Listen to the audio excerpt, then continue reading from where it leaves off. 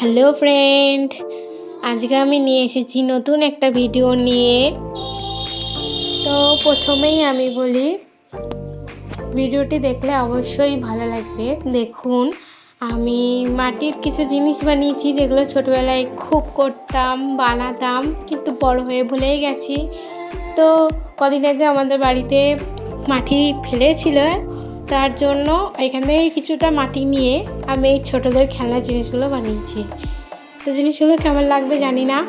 তো প্রথমে আমি বানিয়ে কিছুটা সময় বানিয়ে রেখে দিয়েছি, যাতে পরে এটাকে আপনাদেরকে দেখাতে পারি। তো আমি রং করবো বলে রং নিয়ে নিয়েছি। তো এগুলো ভালো রং হলেই হবে, কি খারাপ রং হলেও হলেই হলো, কোনো ব্যাপার না যে রং করা নেই কথা। তো দেখতেই পাচ্ছ, একটা দিয়ে ফেলেছিলাম। তো আমি অনেকটা রং করে এগিয়ে নিচ্ছি। তো দেখো, রং আমি কাটি দিয়ে করছি। আমার কাছে তুলি কিছু ছিল না, শুধু রংটা ছিল। লক্ষ্মী পুজোর দিন আলপনা দেবো বলে এর জন্য রংটা কিনেছিলাম। তো এখন কাজে লাগিয়ে দিলাম, কাজে লাগানো হচ্ছে। তো এইভাবে সব জিনিস, মাটির জিনিসগুলো রোদে শুকানোর পরে আমি রং করছি। তো অনেক রং আমার প্রায় হয়েই গেছে, কিছুক্ষণ পরেই আমি দেখাচ্ছি রং করার পরে। তো রং হয়ে গেছে পুরোপুরি।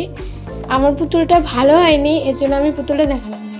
তো কমপ্লিট করার পরে আমি দেখাচ্ছি যে আমি শুধু নিজের জন্যই সাজিয়েছি। আমার মাটির জিনিস তৈরি করতে খুব ভালো লাগে, এর জন্য আমি যতটুকু পেরেছি, আমি পুরোপুরি পারি না, তবু যেটুকুনি পেরেছি আমি সেইটুকুনি আপনাদেরকে শেয়ার করে দেখালাম।